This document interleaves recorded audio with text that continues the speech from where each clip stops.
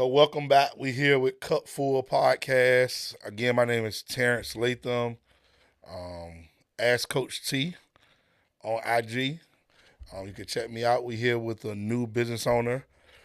He's in the kind of the same world. We've been talking about detailing episode 1 and 2. So now with episode 3, we're gonna take you in a different direction. I'll give him an opportunity to introduce himself. But before we go there, we want to shout out to Gritty Garments, one of our sponsors again. We appreciate you with the merch. We don't have any merch on today, but we just want to shout them out. Gritty Garments, you can find them on. Dave, what are you on the internet? GrittyGrit.com. Instagram is Gritty Garments, at Gritty Garments. And again, if you want to be one of our sponsors, please reach out to us. You can find us on IG at Cup Full Podcast. And so we moving on. We're gonna let our guest introduce himself. Welcome to Cup Full. Talk to us. Glad to be here, man. I'm Jason Middleton. I'm the owner of Sparkle Clean Wash Pro. We do pretty much everything as far as pressure washing, roof washing, driveways, any type of deal, residential, commercial. Like I said, it's in a long line of detailing, but it's just detailing the house at this point. For sure. I love it. Yeah. How long you been in business? It's my 4th year. Okay. Yep. Okay. Yep, so. Did you ever do any detailing? Or? I did. So I did detailing for about 3 years before I started pressure washing houses. And detailing was cool, but I fell in love with doing the houses. It's a lot more satisfying to me. Oh, really? Yeah. That's interesting. So you started I'm assuming mobile detailing first. Yep. I had Middleton's Auto Detailing. Okay. And I kind of transferred it over into Sparkle Clean. Okay. Basically, so. So what you did your first house, and then you was like, Yeah. like how did that train? How did we get from washing cars to doing houses? So I was washing my neighbor's cars in the neighborhood, and my house was getting dirty. And I said, let me try this right quick. Went on YouTube, looked at it, stuff I needed. I had everything I needed, so I did my house. And I was like, man, it's pretty satisfying. You know, it's pretty cool to do this. So Okay. it was easy, simple, kind of quick. Started advertising in the neighborhood. Okay. People wanted it done. It was pretty quick money. So I was like, I'm going to do it. So I started branching out. Okay. Yeah. Well, tell me about the beginning. Tell me about the Jason Middleton before you started your business, and then what made you move into starting the business. What was you doing beforehand? I was always a shipyard worker. Always had a shipyard job. I started Newport News. Okay. Like 2008. Did like 7 years there. Left there. Went to the government side, Norfolk Naval. Did 7 years there as well. Got to GS. I was like a GS 12, step 3. I was up there. Sat in the office 2 years, not doing nothing, kind of bored. Started gaining weight, about 300 pounds, man. Yeah. I got big, so just eating snacks all day. Excuse me. My wife at the time, she was like, hey, you know, she was working for a heating and cooling company, and the owner, I used to detail his cars. Okay. So he was like, he called me up. He was like, man, I heard you, you kind of hate, doing what you're doing. I'm like, yeah, man, I'm kind of over it, Okay. So I'm thinking I was going to transition into doing detailing for him on his vans and stuff. He's like, man, you should wash houses. I'm like, yeah, I tried it on my house and I liked it. Okay. And he's like, let's do something. So he pretty much got me on, helped me out, with the business stuff I needed. He became like a private investor type deal. Okay. Helped me out with it. Hold on, because I want to make sure I'm with you. Yeah. So had you already started the detailing business, and then he kind of put you on to the houses? Yeah, to the houses part. Okay. Yeah. Okay. Yep. So it was like he kind of excelled me into it, whatever. Okay. And this is a business owner himself. Yeah, he was a business owner himself. Okay. Yep. So he must have seen something in you that made him. Yeah, he said he always see me as a hard worker because I always did a lot of his cars. I did his mom's cars, and he was like, man, you always was a hard worker, you know what I'm saying? So he's like, I trust that you going to run the business like it's supposed to be ran. Right. You're not going to give up. Right. We pretty much went from there, and I looked at like my shipyard. I'm like, man, I'm going to do it. So I was kind of doing both on part-time, working the shipyard and just doing that like on the side. Okay. Ended up going to buy the equipment I needed. He helped me get the truck I needed. And he was like, hey, look, what you want to do? And I'm like, man, I'm about to leave the shipyard, man. So I talked to her, she was like, you gonna leave? I'm like, yeah, I gotta step out on faith. Okay. I made a transition. I walked out July 1, 2022. Okay, so I'm out of here. So shipyard, you at the shipyard, you getting bored, like you making good money, I'm assuming. Yep. You decide like, oh man, I'm tired of it. It's boring. I would want to work a little harder. It's kind of stressed out, honestly, man. I would get anxiety walking to the gate because I was just stressed out. But you was chilling. What do you mean? I was, but I had a real toxic counterpart, man, who worked with me in there. It's an older dude, man. He was retired, military, and he was complacent. So me, I wanted to keep on moving up, but he was kind of stuck where he was at, and I just seen myself not moving in the position I was in. Okay. So I had to figure out a way out, and when I say I had to figure a way out, man, I was putting in for interior decorator jobs. I was trying to get out of there, man. Decorator. Just At the anything, shipyard, just anything to get out for the government, just to get out, man. And my only way was out was like, hey, I'm gonna start a business and leave. And people didn't believe I was gonna do it. It's like, you ain't going nowhere. I'm like, I'm leaving, man. How long was you at the shipyard? North and Naval for 7 years. 7 years in. Yep. This is what you do. Yep. And then you start this little detailing business. Yep. Next thing you know, it balloons into pressure washing homes. Yep. And so, all right, because I just need you to be transparent for us. So, you married, you talk to the wife. Yep. I got this good job. I'm ready to quit. Yep. Are we getting money pressure washing? Like, is the business doing good? Like, are you making good money at this point? Like, is it more money than the shipyard? Like, talk to me. Like, I need to know. So it started off, like I said, this dude, he owned his old business. He had a pretty much big heat and cooling company. So he was like, hey, look, I'll put you on our payroll for a little while to get you, to help you out, while you establish the business. I'm like, sure, man. He's like, yeah. He said, I'll help you out. He said, I trust you. So he kind of put me on the payroll for their company, just to help me out, get me where I need to get to. I was doing a little small stuff. I would still go wash their vans. Okay. Pretty much I was like an employee for them. Okay. So on days I just, employee doing what though? Cleaning the vans. Okay. Detailing, washing the vans and stuff like that. So how much money were you making with him? Well, first of all, how much money was you making at the shipyard? I was right at it's probably like 80 some thousand a year. Okay, let's call it 85. 85. Yeah, what year is this? I was in 2020, about 2021. Okay, so good money. 2020, 2021, somewhere around that. Before the market went crazy and all that. Okay. Yep. All right, so you make it 85,000. Yep. You decide you crazy enough. Yep. To want to quit your job. Stepped out, man. All right. So I had somebody that believed in me. That's what it really was. I had somebody that really believed in what. Tell me about that. So he pretty much like, I believe in you going to do a good job at this, Okay.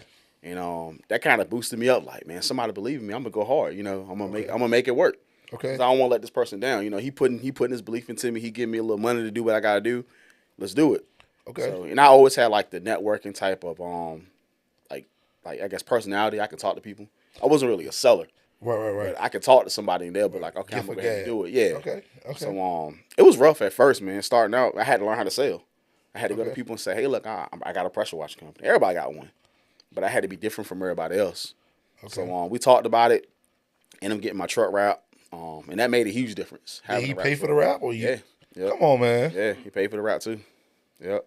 Wow, he must have really saw something in you. Yeah. Do you still have a relationship with this guy now? I just washed one of his houses the other day.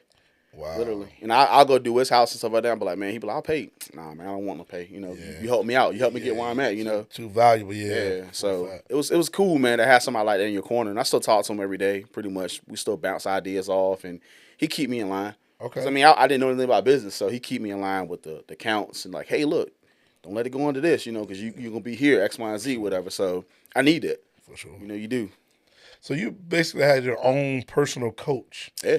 That kind of helped you at selling your business. And he was a service industry person too, so it kind of went side by side basically. Yeah, so absolutely. So a couple conversations, but me, Dave, and Tev had on the last episode we had a conversation about the heating and air industry, right? And we was talking about how come, like I think they were saying, and Dave, correct me if I'm wrong, that y'all was talking more about how it was hard to scale. Mobile. Yeah, the mobile. Yeah. Like nobody got multiple vans or whatever. So I'm like, man, we got all of these heating and air, these plumbing companies, these boys, they out here doing big things. How come we in our little industry can't scale and add multiple trucks? So I learned, man, just dealing with him and talking to him, and he didn't understand it at first either. Like a pressure washing, like getting the house done, it's not a necessity.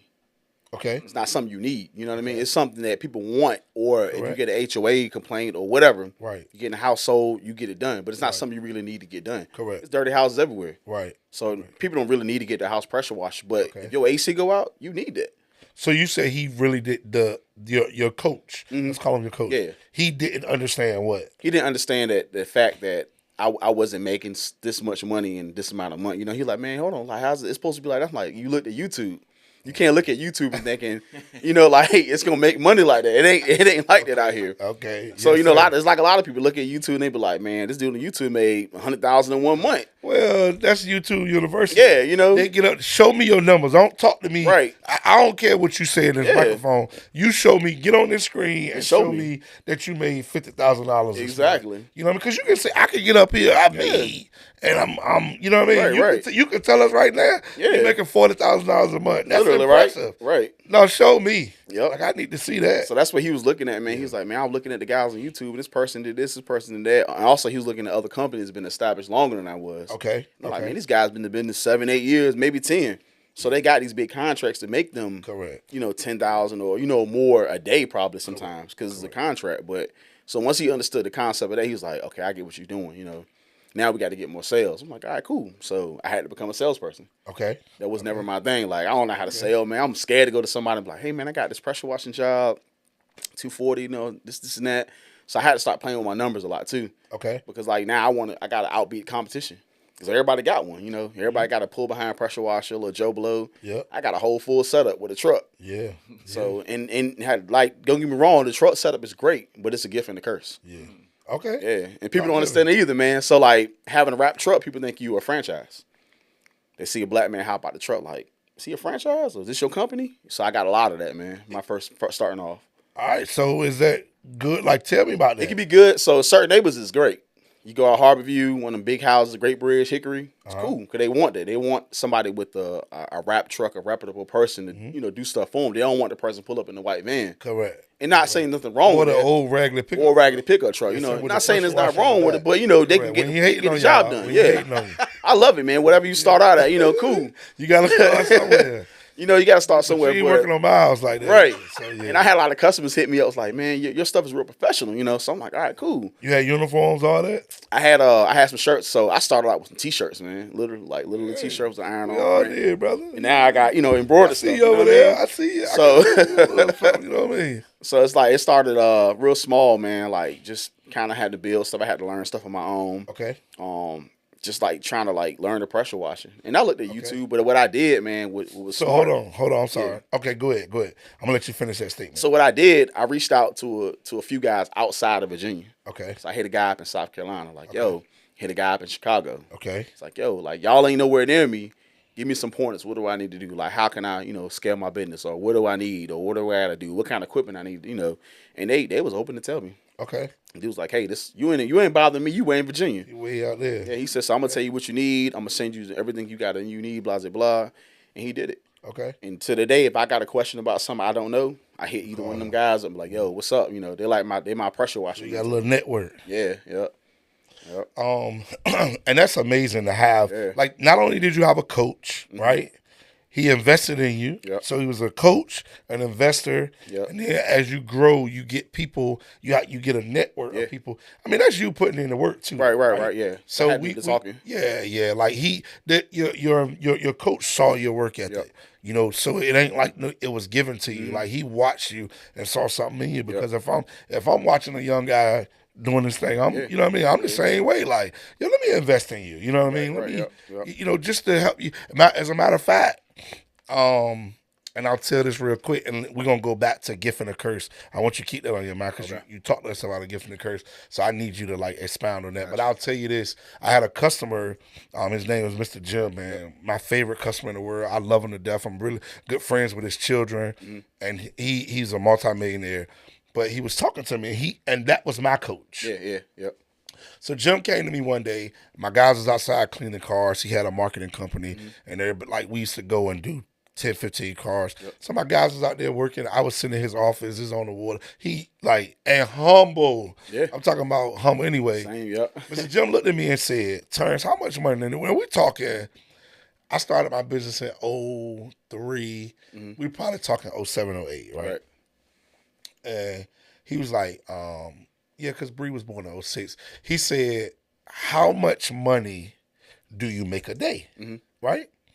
And I was like, Oh, you know what I mean? I make at least $300 a day. You know what I mean? Yeah. Minimum, like, 300. I'm killing it. You know what I mean? Yep. And $300 in 2007, you a millionaire almost. You know, gas was $1 and some change. Right, yep. You know what I'm saying? Like, it was a totally different world. Right. So I'm making $300 a day. You know, I'm a young dude. Yep. I mean, you talking? I'm in my early 20. I'm 24, 25 years old, and I'm saying, Jim, average, and Jim was like, Terrence, you gotta do something different. Yeah. I'm like, what do you mean? I was offended. You know what I mean? Like I was wholeheartedly offended. Right. So he turned this computer screen around for me. And he said, man, you can't take care of no family like that, man. You can't support no family like that. You got a child and you trying to grow. Yeah. He turned the screen around. He was making $20,000 a day. Good God. I'm talking about after bills, expenses. Yeah. $20,000 a day, Sheesh. right? Yeah. I had been to his house and he had a big house and my business kind of helped me. Like I would pull up to people's house Same. Yeah. and ain't nobody like their husband home and the wife home. Yep. Same. And they live in this mansion. I'm like, not even a mansion, but Yeah. they live in a 5-6 bedroom house or 4 and 5 bedroom. And they ain't nobody at work. I'm like, what do you do? Oh, I do this, I do. And I'm like, oh, like it's people living like this. Yeah, literally. And because I'm not no hater, I'm like, man, I could do this. Yeah, yeah. So anyway, long story short, Jim helped my mindset change. And he used to tell me all the time, save your money because when opportunity knock, you need to be able to cash it out. Yeah, You know what I mean? So that was another thing. And he taught me so many things, bro. Yeah. Like so many things. So I'm grateful for the mentors. Right. So here's my point. If you're new and you're looking at starting a business and you want to get into business, you need to find like-minded people or people that believe in you. Yeah. People that believe in Somebody with a genuine heart, man. Because anybody can tell you they can be a mentor or they can be a person to help you. Yeah. You will get to a certain point and they feel like you getting above them. Correct. They're going to try to shut you down. Like, they don't want it. So you got to find somebody that's going to get you to that point and keep y'all working at the same level at some point, too, also. Absolutely. Yeah. Absolutely. And don't let nobody come in, let me invest in you, and I need a percentage and trying to take your money. Yeah. Now, I ain't saying don't look for an investor. It's good to have an investor, Right. you know what I mean? But it's good to work your way up like you did, you know what I mean? Yeah. Yep. So let's go back real quick. Gift and a curse. Yep. So you said it was a gift and a curse to have a rap van. Yep. Like we kind of talked a little bit about gift, but I need you to expound on the gift part and the curse part of that. So the gift part about it is good because it's free advertisement. Okay. I can be on the interstate or I can be at a stoplight and I have customers follow me down just to take a picture of my truck. Okay. Or be in the neighborhood. They see me in the backyard working. They take a picture of my truck to call me. Hey, I saw that truck out here, X, Y, and Z. Mm-hmm. The curse is they think you're a franchise. Or they don't think it's really your business or they think you're expensive because of, the vehicle you have. Okay. So, and then like a lot of times too, I have like a lot of guys I help, we kind of bounce jobs off of. I might got a buddy that got a job like they're doing 30 apartment complexes. I can't go help him because I got a wrap truck. So he'd be like, man, I can't get you because it's like I'm already a subcontract. I can't subcontract somebody else. So you got to have a plain truck to come out there. So I lost a lot of money on that part too because there's been times he'd be like, yo, I need help. But you can't bring up. Go get a U-Haul truck? I could have, and I had a truck. I could have, pulled with too also. But by the time I was like, I'm thinking about, I'm already busy anyway. Correct. So I'm like, man, look, we just pass on it to next time, type deal. But he always send me stuff now anyway too, either way. So okay, yeah, so it helps out, man. Well, tell me about the wintertime, man. Wintertime, it's rough, man. You quit your job. You doing one house a week. My winter, so I can't lie. My first year, my winter was not bad. Okay. My first year, I made pretty good money, and it was surprising, like the money I made my first year. And I'm like, man, it's gonna be all right. Okay. Because there wasn't a lot of people working in the winter. You know what I'm saying? There were a lot of people doing it. When I first started 22, it felt like it wasn't a lot of people pressure washing at that time. Okay. And it was, but it just felt like it wasn't. I understand. You was in your own lane. Yeah, and I was going hard, advertising, posting. Yep. I was just going hard on stuff because I was like, I'm building this business. Okay. The wintertime, December came around. I made more money in December than I did probably going back into May. Really? Because people wanted their house washed for Christmas. November, December, Thanksgiving, Christmas. Okay. Yeah, people wanted price go up. My first year I didn't. I kind of I gave them like a wintertime special just to get customers. Yeah. Saying that, and to this day I still have some of those customers when I first started at wintertime. Wow. So it worked out. Did you go up on them? I had to. Yeah, gas went up, and they understood. Like gas went up, so I had to go up. I mean, I had to make some money. Okay. Yeah, so they understood it. I put it as a wintertime special, so they really can be like, hey, you went up on your price. I said, man, that was the wintertime. It's springtime, Okay. It's a different price. It's more in demand. Correct. Yeah, Absolutely. yeah. So did your mentor teach you how to manage your money? Like how to understand your numbers, to know your numbers? Did he teach you that stuff? Like So for the most part, he did, but the system I use also helps me a lot. Like, I got a system I use called Marquate, and it kind of helps me. I put stuff in, and it generates all of my numbers and everything I have, even down to me buying chemicals. Okay. I put it in. It shows how much I spent on chemicals, what I spent on gas, like what I spent on my credit card. It shows all that stuff in numbers. Okay. Yeah. So What made you do that though? me starting out, just putting everything in myself. When I first started, I was literally writing blurbage and sending it out to customers for reviews. Like, hey, this is my review from Google. I'm Googling stuff to try to figure out what to put up there. I was writing the words, say, I'm on the way. I'm on the way to your house. I start and I finish. I was putting all this stuff in and sending it to the customers text message wise, myself personally. Really? Estimates and everything. I was putting all this stuff in myself. And I was like, man, I got to do something different. Okay. And that's when I hit my, my two guys up that I know. It's like, hey, look, what do y'all got? And the dude was like, well, I use House Call Pro. And I'm like, all right, let me try I that heard out. a house call. Yeah, it's pretty cool. It was pretty cool. I was like, let me try it out. So I had House Call Pro for about 3 years. And They sent you work too though, right? Yeah, sometimes, yeah. Yeah. But I ended up switching over because I said I want something a little bit cheaper, just save some money this year. And it still does the same thing, but the customers love it. So I mean, I recommend if anybody got like you gonna start out spending money on it, man. Because What is it called? House Call Pro, and what I have now is Marquate. Spell that for me. It's Markate, things like that. Some of that Marquate, yeah, Okay. Marquate. And that's for I'm assuming that's a dispatcher. That's for pressure washing companies. It's for anything. Particular. You can do it. You can do it for detailing. You can do it for pressure washing. Is that like thumbtack? No. So it's just like all it does is you send your estimates out.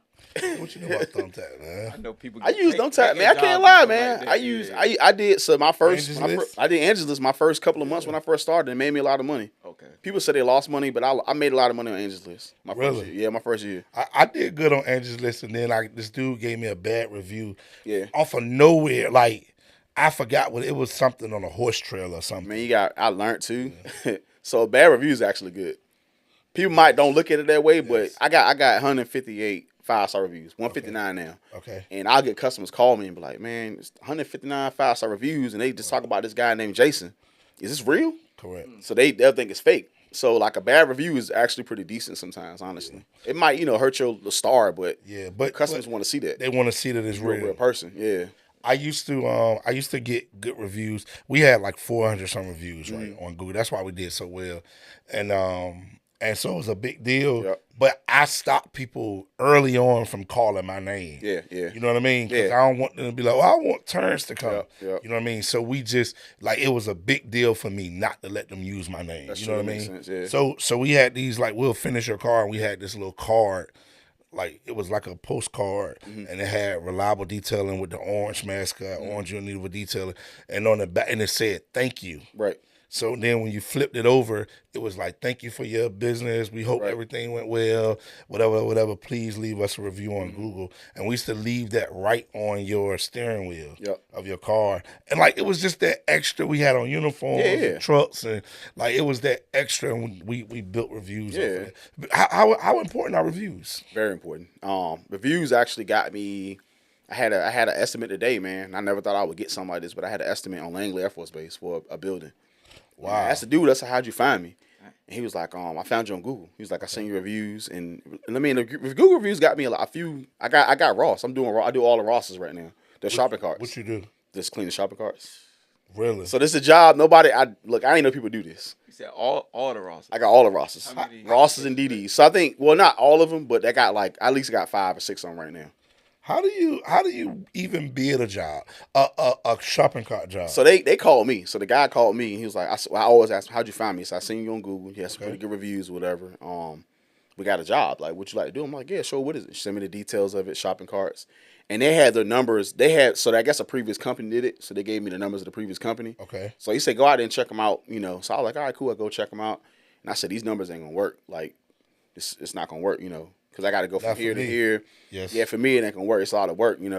And you literally just detangling the wheels so they can roll better and pressure washing them. But it takes a while to do it because you got to take the wheels off and rip stuff out.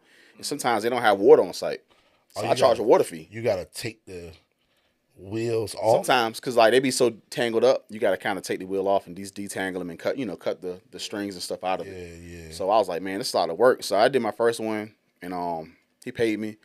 So I was like, look, I'm going to the second one tomorrow. Like, we got to change their price. So he talked to the folks, and they was like, no problem. No problem. You ain't had no problem telling you to change their price? Nope. It was okay with it because they needed somebody to do it. And, he was like, you did such a great job. The store manager called, said you did a great job. Like, you were a professional. He said the customers were appreciating it. It's simple stuff like that. But he was like, we're going to change it. So he changed my price straight across the board for every one of them now. Wow. Yep. So I was like, I'm satisfied with it. It's not a hard job, man, because some stores have more carts than others. Right. So are you charging them per cart? So essentially, it can go per cart, but I kind of put him as a bundle because he sent me so many stores. Okay. So I gave him like almost like a kind of a discount, you know what I'm saying? Because they send me all these stores, and I do them every 6 months. Okay. Yeah. Okay. So Good money? Yeah. Oh yeah. It's easy, man. Like I'm only there maybe 3 or 4 hours of the day. Okay. At the most. And done. And I still can go do a house or whatever after that. Literally. Wow. So it works out. Well, man, so you've been in business how long now? 4 years. Yeah. Okay. You seem to be pretty successful for 4 years. Dave, what do you think about that, man? That's good. He came out the gate with somebody helping him. Yeah. You know That's what I'm the difference, right? Yeah. He won't on Craigslist like me looking for a little $500 van. Yes, sir. Yes, sir. And I can say, man, like, it was a blessing to have somebody to help me out. So that was a big thing for real. Like starting out, like to help me out with that, like to get where I need to get to. But I still had to put the groundwork in. He Right. believed in So you. yeah, but I still had to actually go out there and advertise and put myself out there because I mean nobody know who he is. They knew me. They don't know him. Correct. They just see me. So I had to actually put myself out there regardless of what. How you learn the equipment side, like what to use on houses and stuff like was it just Questions, watching asking YouTube? questions, YouTube, asking the guys that my two pressure washing mentors what I need, what kind of surfactants and stuff I need, chemical wise. Okay. Where can I buy chemicals from? I still ask questions to the day because I don't know everything. Some days I might have a job and I'm like, man, what is this? And I hit them up like, yo, what do I need to use? They'll be like, hey, use X, Y, and Z. Because I didn't know about a soft wash until you posted. Yeah. I'm like, what's a soft wash? Yeah, it's literally a whole system, man. It's a system. Like, you can people always advertise. Don't get me wrong, like however people advertise is on you, but I mean customers are getting smart now. Okay. So they'll question you. Like I had customers, one lady called me. She like I sat on the phone for 20 minutes with her. She asked me about a soft wash system. Hey, how's it work? What is it? And I'm thinking the whole time she's sitting there reading. She's reading stuff on how a soft wash system works. So if I had one wrong answer, I might have lost that job. Yeah. And she told me, she was like, well, I did research on it before, you came out here and just to see how the soft wash system stuff works. But I wanted to see were you knowledgeable of it. And I'm like, yeah. Well, what is a soft wash? So they got a 12-volt system. It's a pump that you pull pretty much. You can pull bleach out of a tank with the water, and you got a proportion of valves. You can change like your soap to come out more, your bleach to come out more, water come out more. It's more for like doing roof washes. Okay. Or if you want a stronger mix of bleach on the house to get it done quicker, sometimes you can use it that way. Or fence washing and stuff like that. Okay. They got a gas system. That's still a soft wash system, but it's like under 1,500 psi basically of water coming out. It's like a water hose, a garden hose almost. So why would me as a customer? And what's the difference in pressure washing and soft washing? So pressure washing is more of just like concrete. You don't really want to put hard pressure on brick. People do, but you shouldn't. So concrete wise, because brick sometimes quarter of the color the brick is. I've learned because I did it. You put pressure on it, it pulls that salt out of it. And it make it like the calcium, whatever, the salt inside of it, and it makes it look ashy. It's called efflorescent, so it has that white look to it. And I done it before, but I had to go back and fix it. How you fix it? It's a chemical you buy. Okay. Spray it up there and let it sit in there and rinse it off, whatever type deal. So it's stuff I learned, man. But also, you got a house with vinyl. You don't want to put pressure on the vinyl house. People be close up on it. You don't want to do that because it's gonna dry that vinyl out. And now you got it's gonna be oxidized. So you rub your finger on it, you get the little chalky stuff. It's oxidation. Yeah. Okay. Because the sun done burnt it up. So it's stuff like that you had to learn. I did my own house and I messed it up. That's how I learned about it. But I also fixed it with the chemicals, how to do it, properly. Okay. So I'm sitting here remembering all the houses I done messed up. I used to pressure wash. And I was like, that's what that was? people get that, man. Look, I seen dudes get that red tip They'll spray that joint. Once it dry, you see all the lines all over the place. Man, God, somebody would scrabble on that joint, man. Hey, man, hold on. I need to take some time. I need to apologize to all the people's houses I pressure wash, because I done messed some brick up. And I done messed some vinyl up, man. Yeah, man. And my house, too. My house was dark brown. It was like a nice coconut brown. Yep. And now it's cream. You know what I mean? It's so much with it, man, because, like, certain sides, if you got more sun on one side, I mean, you got to kind of got to go light on the bleach because it's gonna dry it out, man. So it's a lot with it. It's a science, man, for real. Literally a science. So I did pressure washing too. Yeah. So we did boats, airplanes, cars, houses. Yep. I hated pressure washing houses. I hated it. All that. And now they got tips. You can stand on the ground and clean That the shit top about of 4 the stories, house. about 3 stories high, man. Man, that's and with no ladders and all. You got ladders? I do, but you barely use them, right? Yeah, I use them if I'm doing gutters. I gotta get up on the roof or something, do a roof wash. But as far as washing, like the building in Langley today, I can stand. It's about 60 feet high, and I can stand on the ground and hit the gutters with it. Shoot, that's crazy. Yeah, literally. And clean them. Mm-hmm. And clean it. Like I used to have problems with the gutters with the black stuff on them. Yeah. You know what I mean? Yep. Man, I had such a hard time cleaning. Man, people, it's crazy, but people don't know it's LA. You can use LA Awesome on that joint. What's that? It's the little stuff you buy from the dollar store, the Dollar General, or Dollar Tree. I tried that, man. That ain't work for me. You gotta mix it with some water, man. You gotta mix it and scrub it a little bit. Straight. Yeah. I ain't trying to scrub. That's too much work. Man. Hey, look, the customers, you gotta appease the customers. Hey, look, that's an extra thing to get the customers to come back. Listen, that's why I ain't doing pressure washing, man. I want my thing, man. Yeah, man. I'm telling you, it's small things. The customers like, man, you did that. Yeah. I mean, for me as a business owner, man, it's very impressive to hear your story. Like the fact that you was able to quit your job.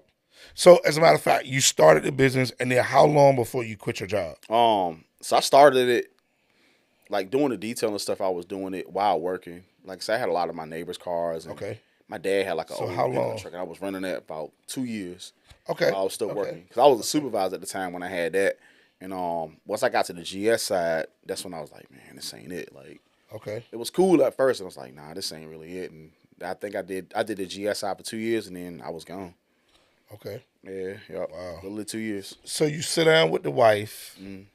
You like, hey, I'm gonna make this move.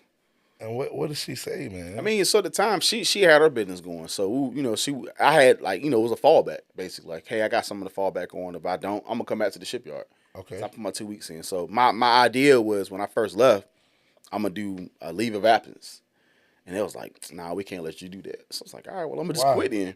Cause they told me I wasn't leaving for something pertaining to the shipyard. I had to be leaving for school or like military reasons, so whatever. And I'm like, man, like I'm stressed out, like.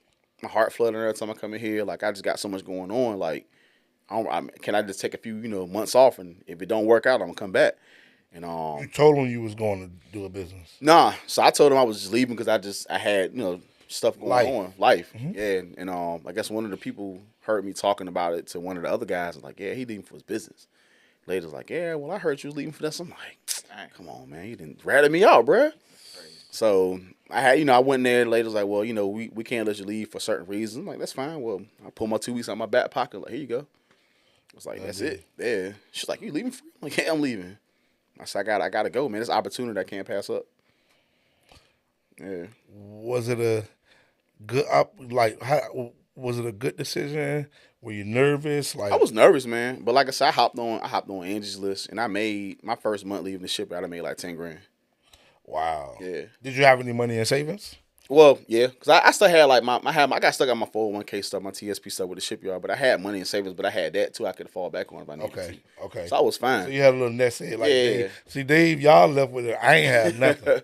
I went on the wing and the prayer. Yeah. You know what I mean? And then, like I said, I also had somebody backing me up and say, hey, I'll go ahead and pay you. Just come wash our vans. I'll pay you as an employee type deal. So the wife was cool. Yeah. I think we all were nervous. I can't lie. I think everybody was nervous about But hey, she didn't give you a hard time. Nah, she didn't give me a hard time. Cause she was already a business owner, so she already knew you got the ambition to leave. So it was cool. So your stuff just kind of lined up. Yeah, for the most part, yep. Yeah, right? Yeah. Yeah. It was like, man, I can't lie. It was almost like it was meant to happen like that way, for real. Yeah. Kind of like it was meant to happen. That's how I feel. Like, as you explaining your story and how everything just kind of lined up. You know what I mean? Yeah. So I was a business owner before I met my wife.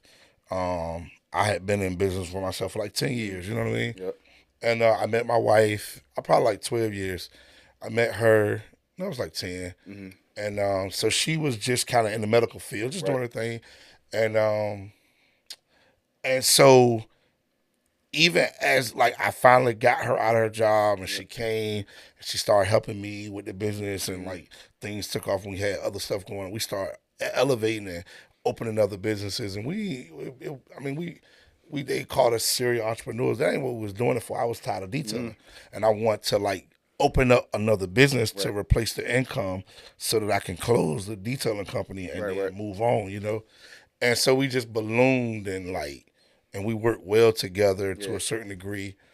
But as we was elevating, because this is crazy. Now we got a business that's doing $300,000 a year. Yep. We just opened a new company, and then that took off. That was Rent-A-Set, and then we had our then we opened like right after Rent-A-Set. A couple months later, we opened Event Junkie. Yep. But every time we was I'm ready to open a new business, my wife was like, she'll clam up and fight me on it. You know what I mean? And like we would be at odds. And then once I kind of got it, and then she'd be like, "Oh, okay, it's working." And then she was back on board. You know what I mean? Yeah. So I said that to say, like, you're a husband, you're a business owner. You know, you got to manage a household. I'm assuming you have children. Like, how does that play in the day-to-day operation of being a business owner? It was tough, man. It was tough days. Like, I mean, I think more for me it helped out because what I would do, I would get up in the morning, go work out every morning. Okay. So before I started my day, I'd go work out. Okay. So that kind of helped me get like my day in line.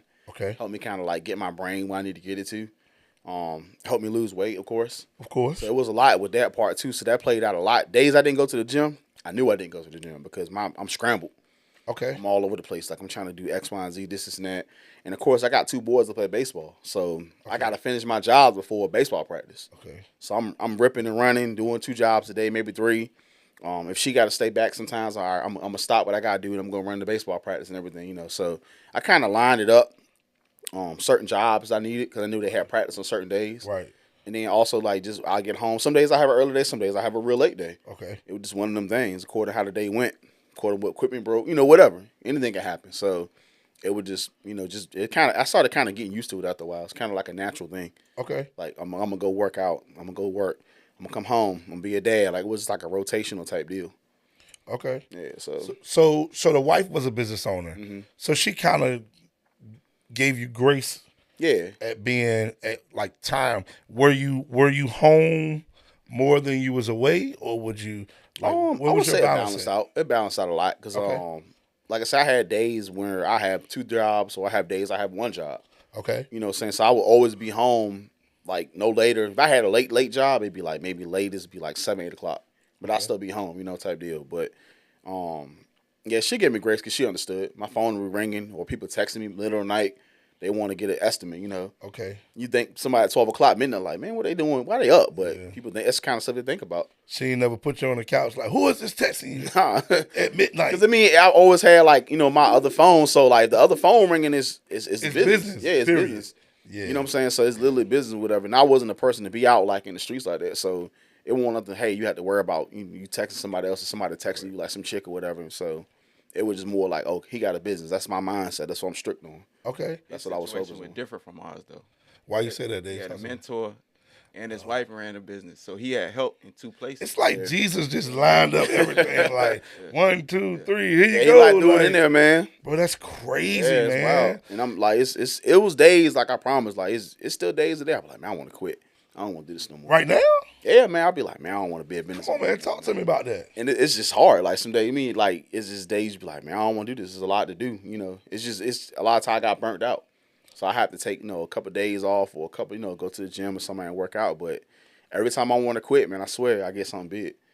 Wow. Just the other day, I promised the other day, I was like, man, I don't think I want to do this no more, man. I don't ever want to be a business owner. I get a call from Langley. Hey, can you come do an estimate on the building? I got a townhouse complex out in Chesapeake. Hey, we need an estimate. You know what I'm saying? We need it done by August 3rd. Like, we need an estimate. Like, cool. It's two things in one day, 2 big jobs. Did you get it? I didn't get it yet. I'm still waiting. Like, the Langley one, I just turned in right before I came here. Okay. The other apartment complex, I think they got other people who's bidding too. So I had to like send it in, but I'm kind of guaranteed I'm gonna get both of them honestly. The way it's looking, so. You work all alone, right? No employees. So yeah, it'd be me. If I do have a big job, like I did like a 7,000 square foot clubhouse in Richmond, a golf clubhouse. Okay. I got a homeboy. I call him up like, hey, he got his own equipment and stuff like that. So I'll be like, yo, come roll with me, and I just pay him for helping me out for that day or whatever. It's easier. Okay. It's easier than having employees sometimes because a lot of people are unreliable, man. And you don't want them to tear your equipment up. It's expensive stuff. So it's hard, man. Even though I want employees, don't get me wrong. I would love to be just doing estimates and somebody else doing the work. Okay. But it's sometimes, same time, it's like, do I want to trust this person driving my truck, or it's my name now? And I know I got to step out and do that too eventually, but it's like right. You feel like you attached to it. Yeah. And I love my customers, man. I love my people. Like the commercial stuff, they can do whatever. They can do it. But my customers I have, like houses, I'd rather keep them myself, because I built a relationship with a lot of them. I think that was my biggest mistake. Yeah. I was too attached to the company and the customers. Mm-hmm. Because even now, with me not doing it now and sending somebody, yep, they be like, man, I don't like random people come to my house. Yeah. I had the code to their garage. They know me. Yep. They comfortable. Yeah. It's literally, yep. You build a relationship with them. You say you feel like you made a mistake in that regard? Talk to me. Like I should have. I ain't gonna say it was a mistake because I built a relationship with them, but if I had employees, I wouldn't have to be like in the forefront. Yeah, makes sense. You know what I'm saying? Mm-hmm. They wouldn't be like, I want him to do it. Yeah. Like it shouldn't just be me doing it. Okay. If I trained employees, everybody had the same system. Yeah. It wouldn't matter who came. But being that it was me and they got a relationship with me, now I want Dave to do it. Yeah. He's gonna do it this way. He's gonna use this air freshener, and that's the way I like it.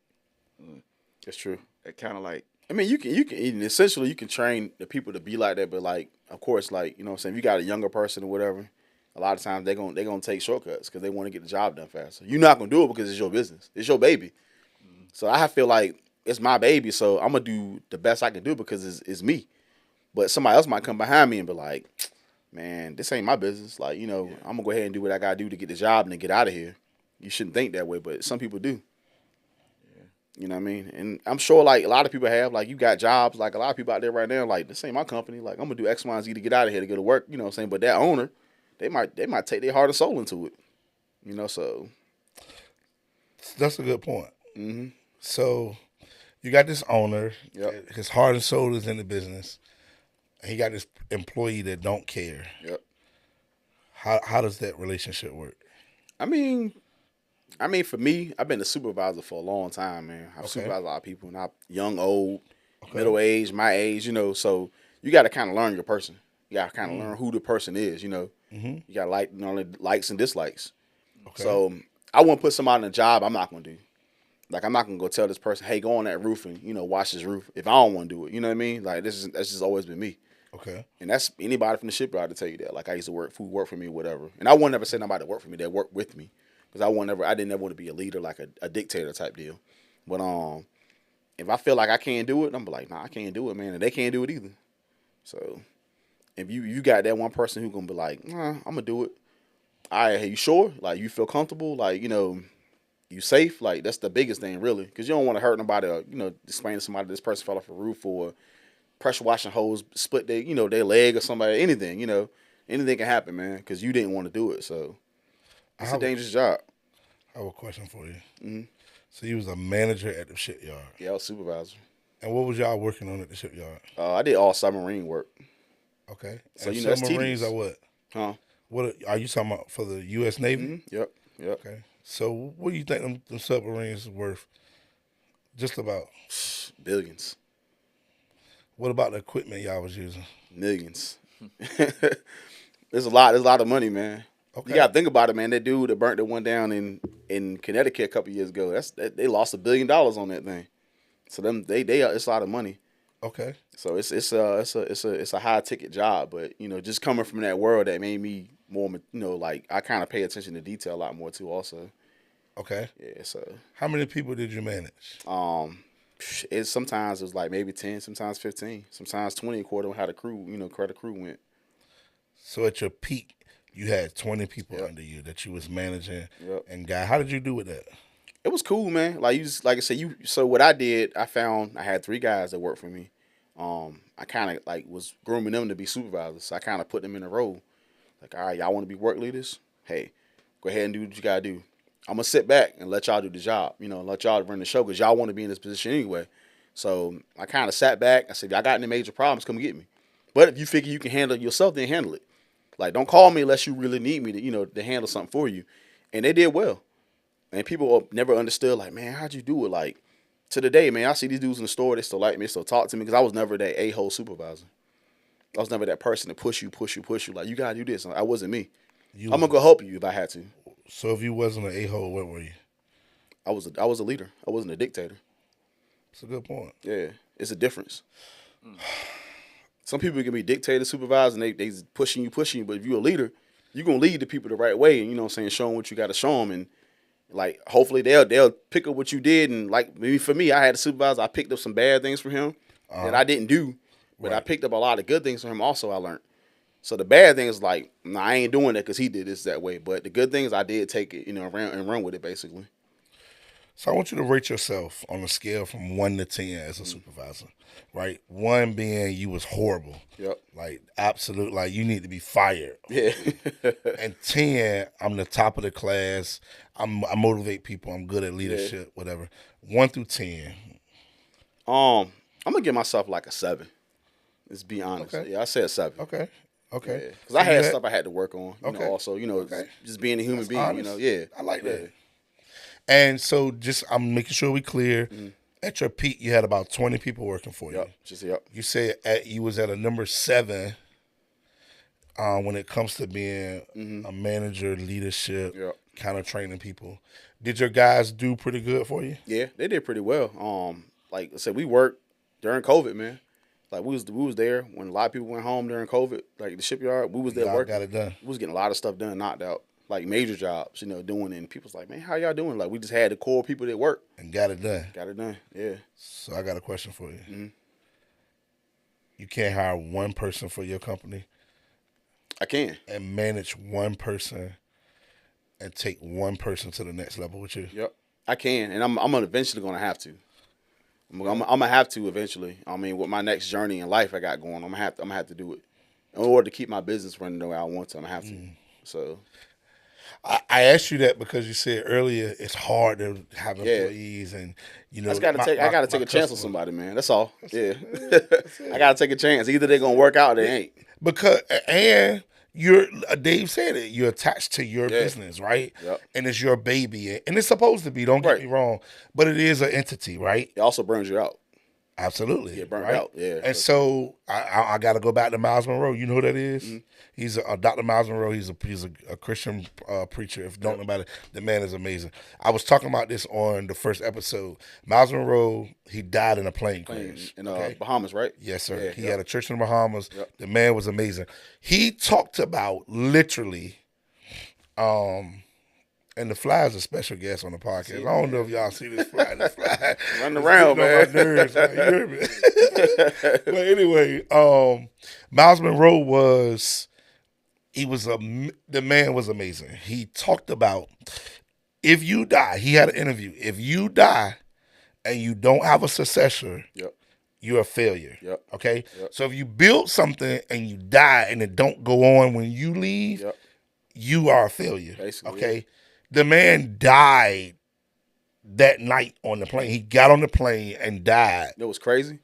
So that was a couple of days before he died, man. We were on a cruise and we pulled in. We pulled in at the Bahamas and I think it's Nassau, Freeport. Yeah, one of them. Uh-huh. The same week he had got killed in a plane accident. We pulled in, and everybody was talking about this guy. And I'm like, who's this dude? So we got off the boat and they're talking about this dude. So I started researching him. It's like, man, it's crazy. He was a real, people loved this dude. He was like a real good person. Bro, he loved him. I mean, his knowledge. Dave, you know what that is, Miles Monroe? Nah. Bro. Yeah, he like that, man. This guy, he's connected to God, bro. I don't even know why God took him. But he got so much work, so many books, so much. His voice is there. Yeah. So God had him to put his platform together, and now he gone. You know what I mean? But Bro, him and his wife died together. They died coming into the Bahamas. In the Bahamas. Rain, man. It was a rainstorm. Yep, it was storm. crazy. And the pilot crashed, whatever, and they died together. And they actually, him and his wife was virgins before they got married, and they only had sex with one another. Like, the dude was just, he was. I'm telling you, it was Jesus then him. I'm telling you, man, for real. Yeah. Like, it was crazy. He was like that, man. Yeah, it's crazy. It was crazy. But I don't want to get too far off subject. Dr. Miles Monroe was amazing. But I just want you to really, like, I want you to hear yourself when you was talking earlier. You was like, this is my baby. And this, if you die today, does your business go on? I could say essentially. And I don't know if one of my boys are taking on. I know my youngest son, man, he dying. He's like, I want to get out there. I want to be a pressure washer. I'm like, how old is he? 8. Yeah, he want to get out there, but we all want to get out. You know what I mean? I was like, all right, you sure, man? You know? Yeah, we all. Now you got a 17. I got a 17-year-old. Yeah. What is a 17-year-old? So he helped me out. He came out. He did some real good work. You know, he did real good. Is he excited to go out there and pressure wash houses? I don't think so. Not like the 8-year-old. I mean, the 8-year-old generations, that's man, too. You daddy. Yeah, I ain't with daddy. Yeah. You know, my sons was the same way. He, like I said, my 17. He when he got out there, man. Like I was surprised. And he was young. Okay. He got out there, he did his thing. He washed. He did well. Like I was like, man, I'm proud of you for coming out here because it's a hard job, man. Yeah. It ain't easy pulling lines around. And he seen like, well, dad, man, it's pretty rough out here. Like, you know, it's this nitty gritty, baby. So do you have a successor? I don't. But I promise you, by the end of this year, I will have one. Like I said, I got a new journey I got going on. So I got to get somebody to help me out to do what I got to do. Okay. And also, like I said, I mean, I have, you know, the young guy to help me out when I do stuff. I'm like his mentor. So if it was ever me to give it up, I'd be like, hey man, you know, so he'll be the person I would like. Look, you can take my stuff and go for it. Why wouldn't you just bring him on as a partner? Because he has his own. He got his own business. He pretty much started. What is he doing? He doing pressure washing also. Yeah. Why you can't? It's possible. I mean, like I say, he helped me out with a lot of jobs when I need help. So I mean, it's possible to do it. It's just, you know. Okay. I wanted him to, you know, build his thing too. You know, he got a legacy he want to build also. So it's like, you know, you build yours, I build mine, but at the same time we can help each other also. When we got some big jobs, like let's get this money. So how does your wife, like, how does she feel about you expanding, or, you know what I mean, about your children working in the business? Like, tell me about that. I mean, at the time, I mean, like I said, she didn't have a problem with it. Like my oldest son, he would come out there and work. What you mean at the time? When we were together. Oh, time. Yeah. Oh, so you? Nah. Oh, you're separated? Yep. Divorce. Oh, divorce. Yeah. Come on. Yeah, divorce. So, at the time, she was cool with it. You know, like my oldest son come and help me out, was getting money in his pocket or whatever. He buying his own stuff. Okay. And of course, the youngest, he was young, so he couldn't do much. Okay. He wanted to. Okay. So I would have him come help me do estimates. Okay. People to see his little cute face, like, oh yeah, you know his dad, and I win a job, man. So he was doing what he was doing. No doubt. He had a little shirt and everything, so it worked out. I love it. Worked out. Okay, so divorced. Yep. I mean, wait, hold. So you've been in business for 4 years. Yeah. All right. Yep. And wifey was there when we started. Yep. And how did we get divorced? How far? It's just more of like, you know, people grow apart, man. I would say people grow apart for the most part, you know. Okay. Like, you know. But was it the business? I can honestly say some of it was. Okay. We both were business owners, so we both busy. Okay. You know, you running. Not enough time for each other. Yeah, it's because more time with, you know, the business and the kids. Yeah. It ain't really a time for us, you know what I'm saying? So I believe that was like a, you know, like a kind of, you know, a lot to do with it also too. Work-life balance. Yeah. That's a huge thing that I had to learn. Like, you got to have that balance, man. You got to take that time off. You got to be with your family. Like, it's important because them days go by quick. So you start a business. Mm-hmm. Y'all doing good. All of a sudden, things kind of take a turn, right?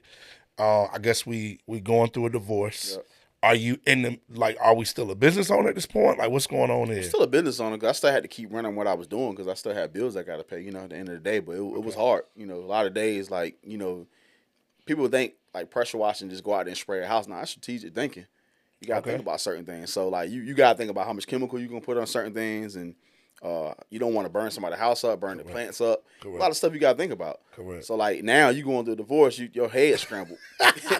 It's like, man, you scramble. You all over the place. Like, hey, you know, a lot of times, you know, you'll get up, you be like, man, I don't even want to do this for real because it's just so much. Or you got to interact with customers.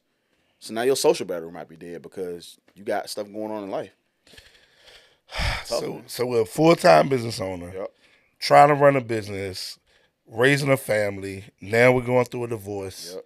How does that affect you, your business? Like, was it cool? Like, did you just, like, not worry about it? Or talk to me. I would say, me personally, I think it kind of helped me more than anything. Because, like, I was always in the truck by myself, so I had a lot of time to think about stuff. Okay. Think about my actions, or think about, something I could be doing differently, or, so it did help me. I can say that. It kept me busy. Okay. For the most part. It wasn't like, and then the wintertime come around, it's like, man, I got to think about something else to do, But in the summertime, I stay busy. So how did you handle the wintertime then?